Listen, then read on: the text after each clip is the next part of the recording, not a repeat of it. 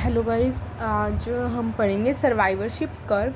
तो survivorship curves क्या होते हैं? सर्वाइवरशिप कर्व जो हमें ये बताते हैं कि एक क्या सर्वाइवल रेट है वो हमारी एक इंडिविजुअल की पॉपुलेशन का, हमें उसका सर्वाइवल रेट बताते हैं कि वो अपनी रिप्रोडक्टिव एज में कितना सर्वाइव कर रहा है, अपनी पोस्ट में कितना कर रहा है, अपनी रिप्रोडक्टिव एज में कितना सर्वाइव करके पहुंच रहा है।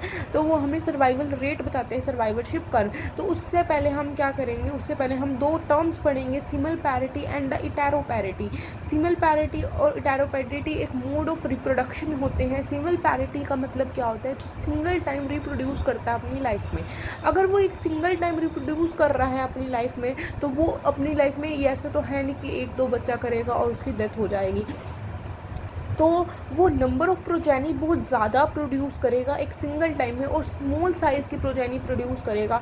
अब वो जब अपनी सारी एनर्जी रिप्रोडक्शन में लगा देते हैं, इतने नंबर ऑफ़ इंडिविजुअल प्रोड्यूस करते हैं, तो parent die after giving birth to the young ones. अब पेरेंट डाई हो गए तो पेरेंटल केयर एब्सेंट हो जाएगी and the generation gap is also absent, क्योंकि पेरेंट प्रेजेंट नहीं है तो जनरेशन गैप नहीं हो सकता। उसके बाद इटेरोपैरिटी में क्या होता है? अपनी लाइफ में जो बहुत ज़्यादा नंबर ऑफ़ टाइम्स रिप्रोड्यूस करते हैं, लाइक ह्यूमन बींग्स कितने नंबर ऑफ़ टाइम वो रिप्रोड्यूस कर सकते हैं अपनी लाइफ में, और उसका जो इंडिविजुअल होता है प्रोजेनी नंबर कम होता है बट प्रोजेनी साइज लार्जर होता है। अब ये जो होते हैं अपनी रिप्रोडक्शन में एनर्जी सारी नहीं वेस्ट कर रहे, तो ये it's not die after giving birth to the young one. And parental care भी प्रेजेंट होती है, लाइक जैसे अपनी मम्मियाँ संभाल के रखती हैं अपने बच्चों को, पेरेंट केयर करते हैं अपने बच्चों की, तो पेरेंटल केयर भी प्रेजेंट होता है। और जनरेशन गैप भी प्रेजेंट होती है, जैसे कि अगर हमारे पेरेंट्स और हमारे बीच में क्या है, जनरेशन गैप प्रेजेंट है, तो इस तरीके से जनरेशन गैप भी प्रेजेंट होता है। उसके बाद हमारे पास यहाँ पर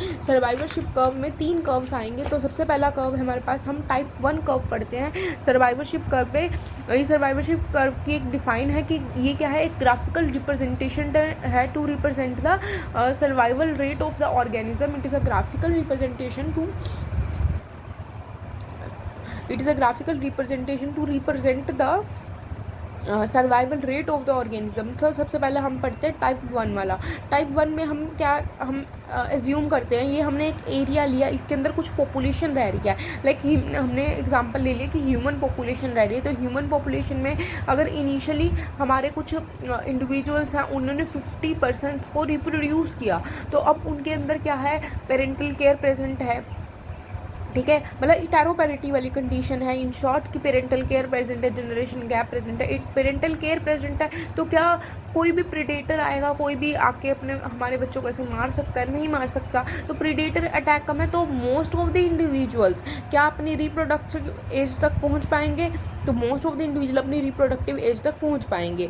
उसके बाद क्या होगा, आफ्टर डेट ये धीरे धीरे डेथ हो जाएगी इनकी। तो क्या है, ये कर्व कौन सा बनेगा? हाईली कनकेव कर्व का, हाईली कन्वेक्स कर्व बनेगा, जो कि टाइप 1 कर्व होता है, जो कि इसमें एग्जांपल आता है हमारे मैमल्स सारे के सारे और ड्रोसोफिला हमारा एग्जांपल आता है इसमें, जहाँ पे पेरेंटल केयर शो होती है। तो हमारा ये है टाइप 1 कर्व। उसके बाद ये हमने एक्स एक्सिस पे हम लेंगे एज, जैसे में pre reproductive and post reproductive age. And जो वाई एक्सिस है उस पर हम मेंबर ऑफ पॉपुलेशन ले लेते हैं। मेंबर ऑफ पॉपुलेशन मतलब कि कितने मेंबर हैं।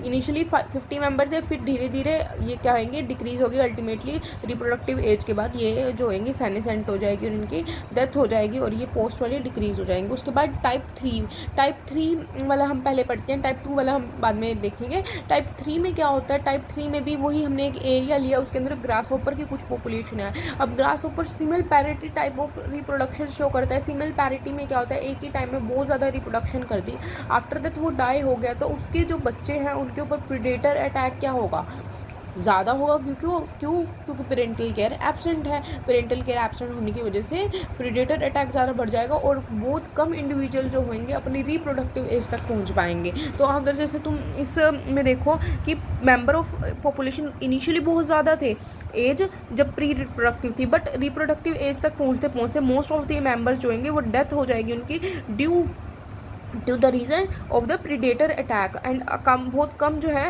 रिप्रोडक्टिव एज तक पहुंच पाएंगे। उसके बाद जो पोस्ट रिप्रोडक्टिव एज में है वो सेनेसेंस हो जाएंगे और उनकी डेथ हो जाएगी जो बच्चे कुचे थे। अब टाइप 2 कर्व हमारी जो होती है ये इस कर्व को हम हाईली कनकेव कर्व कहते हैं। उसके बाद अब हमारी टाइप 2 कर्व होती है। टाइप 2 कर्व में हमारी क्या होती है, डायगोनल टाइप ऑफ कर्व होती है। डायगोनल टाइप ऑफ कर्व में भी हमने क्या लिया, एक एरिया लिया। एक एरिया में कुछ मैमल्स रहते हैं लाइक स्मॉल मैमल्स, जो कि माउस हो गया, रैबिट हो गया, जो कि हमारी जिनके parents after giving birth death नहीं होती उनकी, बट वो जो होते हैं वो स्मॉल मैमल्स होते हैं, तो वो ईजिली क्या होता है अवेलेबल होते हैं फॉर ईटिंग पर्पज़ के लिए। प्रीडेटर का अटैक उन पर बहुत ज़्यादा होता है, बट उनके पेरेंट्स प्रेजेंट होते हैं, पेरेंटल केयर प्रेजेंट होते हैं, जिसकी वजह से प्रीडेटर इतना अच्छी तरीके से भी अटैक नहीं कर पाता।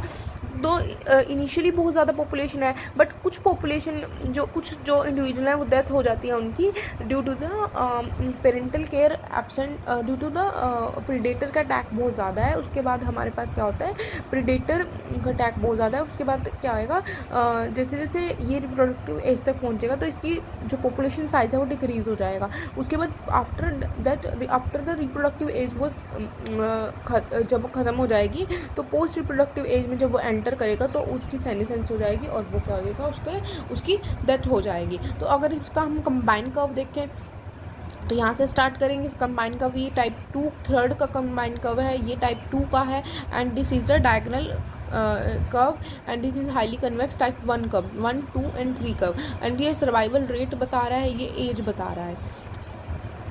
इसमें एग्जांपल हम क्या करेंगे, small mammals like honey bee हो गया, हनी बी इंसेक्ट है, like small mammals like rabbit हो गया, माउस हो गया।